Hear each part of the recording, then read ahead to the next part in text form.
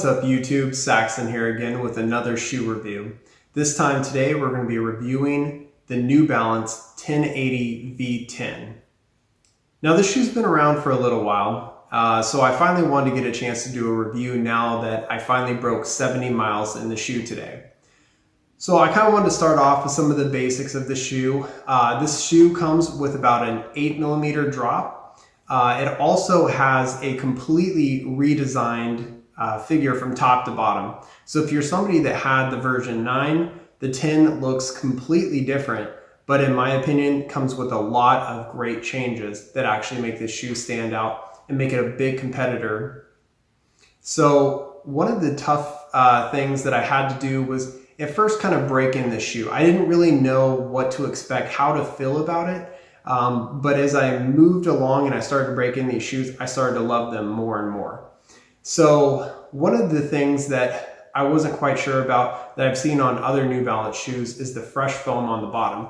So the fresh foam on this one, you're actually going to see a little bit of a difference where they have a lot more rubber across the bottom in the burgundy color, and the white is the actual fresh foam. So you're not running directly on the fresh foam. This has a lot of nice cover, which I think is actually going to give it a lot of durability for many miles to come. So I'm actually pretty excited about that. I think these shoes are going to have a nice long life based upon that nice little touch that New Balance added to these shoes. Also, they have a new knit material across the top, which they're calling Hypoknit. So back here, it's not as flexible or stretchy, but as you move to the toe area of the foot, it becomes very flexible. So this is very comparative with what we've seen on the market from other brands. I think that gives it a nice edge in a way that it actually makes your foot be able to move comfortably when it's inside the shoe. So that's a nice upgrade that we're seeing from New Balance on this one.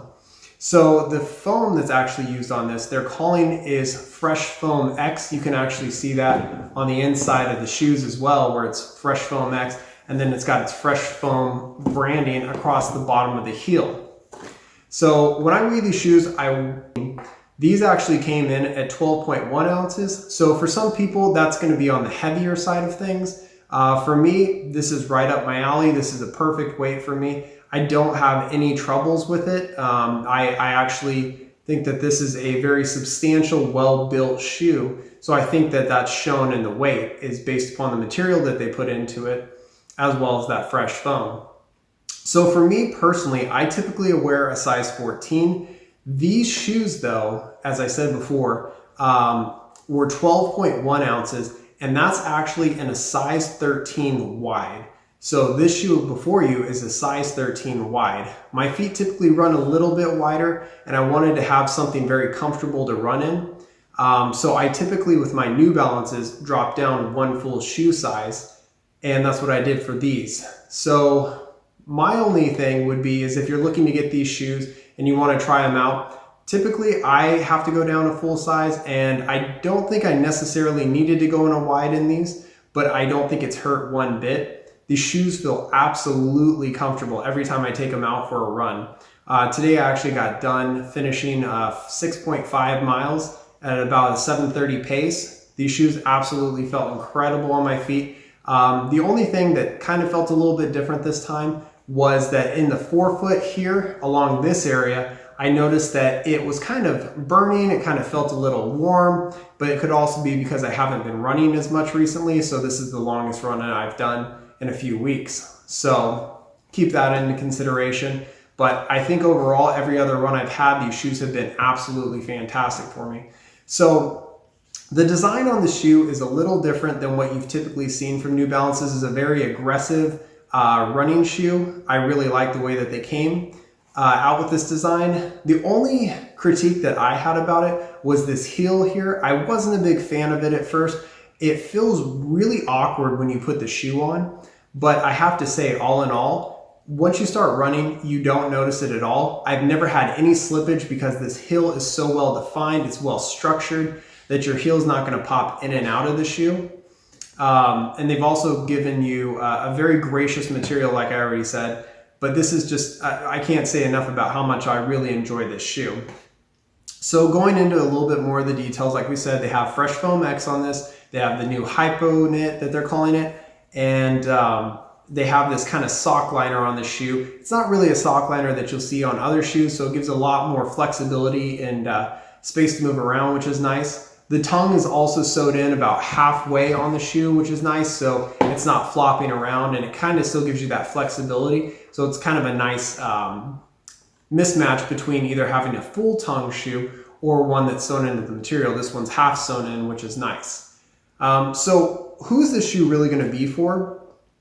I would say this shoe is really going to be geared towards a lot of intermediate runners, people who have been running for a little bit, but they need something cushioned and soft on their feet for their longer runs. So as I was saying, 7:30 pace for me is fairly good. I'm not an elite runner by any statute, but I would say that these shoes are going to be best for intermediate runners. If you're somebody who's a beginner and you want a really good cushion shoe that you just can sink into, this is going to be great for you as well. I would say for elite runners, this could be like a long running shoe for you when you go on long distances. This could be a nice little pacer shoe for you. So it really attracts everybody from every facet of running. I think this shoe will work for just about anyone. Like I said, I would recommend going in and trying the shoe on for yourself if you can get your hands on it, and just seeing what size actually fits for you. Also too, I like to talk about laces. The laces on this are really great. There's nothing special. They're just not a standard lace, but I usually double knot my shoes. I have not had any issues with them coming undone. I really like the way they did that. And then also too, I usually, for these shoes, I can't do this with every shoe, but I have my shoes pre-tied so I can just slip my foot in and out of them. And that's what I also like about this not being sewn in all the way up to the top, so I can kind of flex my foot into it when I'm putting these shoes on. So the next thing is, how much do these shoes cost? So these run standard on New Balance for about $150. I was fortunate enough to get my pair off of Dick's Sporting Goods. I had some credits saved up, so I ended up getting these shoes for about $70 on sale.